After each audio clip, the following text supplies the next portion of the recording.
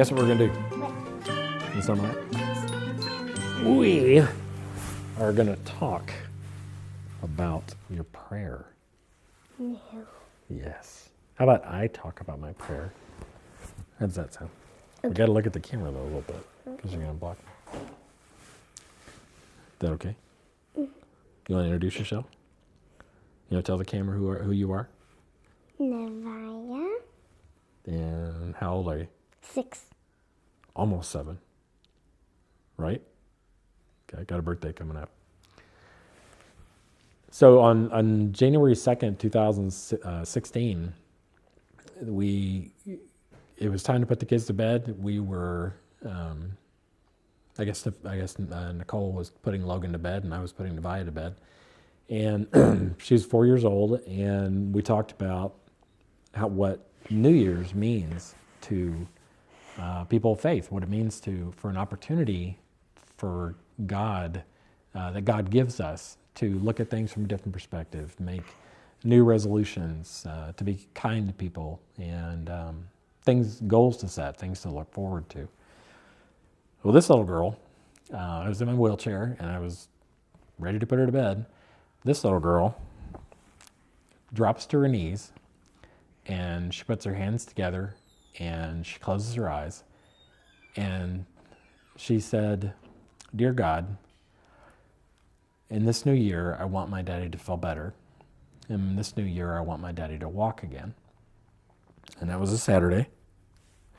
And on that Monday was my first physical therapy appointment in the pool. And on that Monday, what happened? My hips moved. My hips had not moved since January or since December 16, 2011. But that day, my hips moved.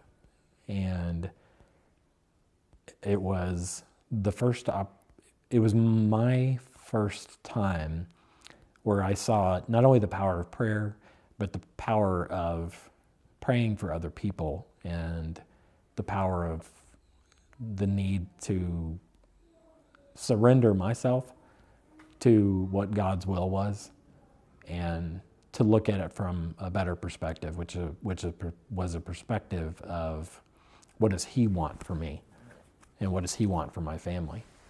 Because this little one and her brother, I was just daddy. I've always just been daddy. It's never been about wheelchairs, leg braces, hospitals, anything like that, right? I'm just daddy. Mm-hmm. So the opportunity a child taught me more about my faith in a few moments than I had the previous 40 years of my life. So from that moment on, things just started really kind of going gangbusters. I started getting a lot better. I was still in leg braces. I don't have the sensation from my hips down, but then I had an opportunity. I applied to a rehabilitation program. I was looking for an unconventional way to walk again and to get better. And I found an organization called the Adaptive Training Foundation, and it is run by a man named David Vibora, who is an ex-NFL linebacker, who